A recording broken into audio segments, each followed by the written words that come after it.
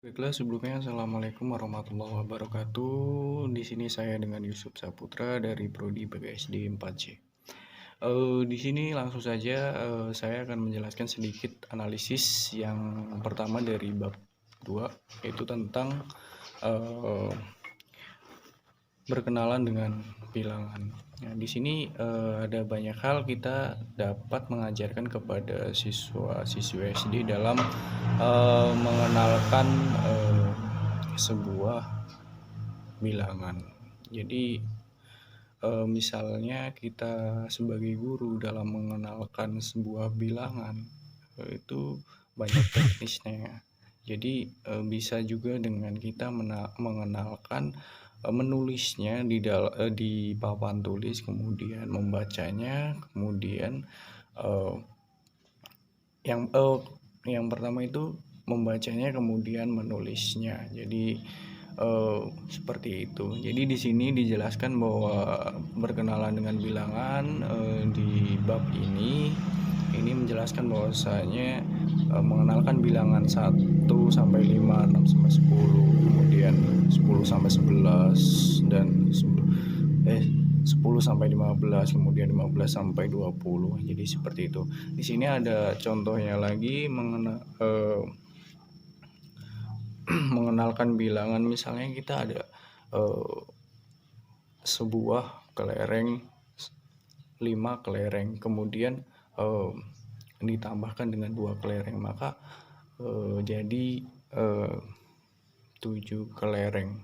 Jadi di sini di bab ini menjelaskan bahwasanya berkenalan dengan bilangan dengan mengaitkan sebuah benda yang ada di sekitar. Seperti itu. Kemudian yang selanjutnya itu bab 2 mengenai kegiatan sehari-hari tentang waktu. Nah, di sini dijelaskan bahwasanya ada banyak waktu yang harus kita jelaskan kepada anak-anak didik kita mengenai waktu siang dan malam. Kemudian siang dan malam itu ada waktu apa saja gitu. Jadi siang itu ada pagi hari, ada siang hari, ada sore hari. Kemudian pada malam hari itu ada malam hari, dini hari, pagi hari. Jadi seperti itu. Di sini dalam contohnya ada misalnya ini menjelaskan tentang waktu kegiatan kita sehari-hari juga, termasuk dalam materi bab ini. Kemudian ada contoh soal, misalnya selanjutnya yaitu mengenai bab 4 mengenai satuan pengukuran panjang. Nah, bisa kita ketahui bahwasannya merupakan satuan pengukuran merupakan dimensi suatu benda yang menyatakan jarak ujung ke ujung, jauh, dekat. Nah, ini digunakan untuk menyatakan jarak, bagaimana jarak rumah, misalnya jarak rumah ke sekolah.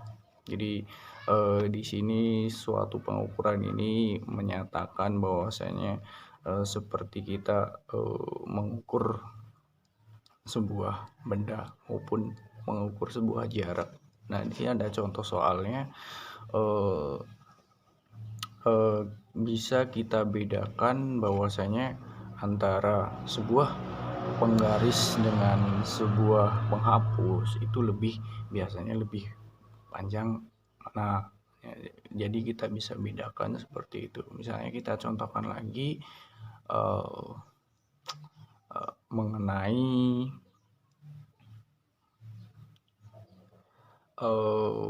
sebuah kita bisa gambarkan, misalnya itu ada sebuah sungai sama sebuah gunung. Nah, jadi bisa kita lihat bahwasanya itu lebih dekat apa, kemudian lebih jauh mana, maka akan disebutkan bahwasanya lebih dekat sungai, kemudian lebih jauh gunung. Jadi seperti itu. Kemudian yang selanjutnya mengenai bab 5 yaitu tentang bangun ruang. Ada banyak hal bangun ruang yang bisa kita contohkan dalam lingkungan kelas kita. Nah, bangun ruang ini dijelaskan bahwasanya bangun 3 dimensi yang memiliki volume. Adapun jenis bangun ruang itu ada banyak hal. Bangun ruang itu ada bola, ada kerucut, ada balok, kubus, dan prisma. Nah, ada banyak hal contoh yang bisa kita ajarkan kepada siswa dalam mengenalkan bangun ruang ini di dalam kelas. Misalnya ada di dalam kelas kita menunjuk kepada sebuah lemari. Nah, maka lemari itu dijelaskan bahwasanya lemari berbentuk bangun ruang apa, yaitu balok. Misalnya lagi ada di dalam kelas itu ada sebuah kelereng, misalnya ada sebuah bola sepak. Nah, bola sepak ini berbentuk apa, bangun ruang apa, bola.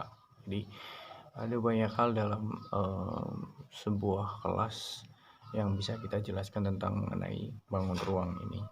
Kemudian yang terakhir yaitu bab 6 tentang pengukuran berat. Nah, yang dijelaskan ukuran jumlah gaya bekerja pada massa karena akibat gravitasi. Berat biasanya dilambangkan dengan huruf W, sedangkan ringan artinya dapat diangkat dengan mudah. Kemudian alat untuk menimbang, biasanya alat untuk menimbang itu adalah sebuah timbangan. Nah, di sini ada beberapa jenis timbangan yang sering kita jumpai di suatu tempat-tempat. Biasanya kalau di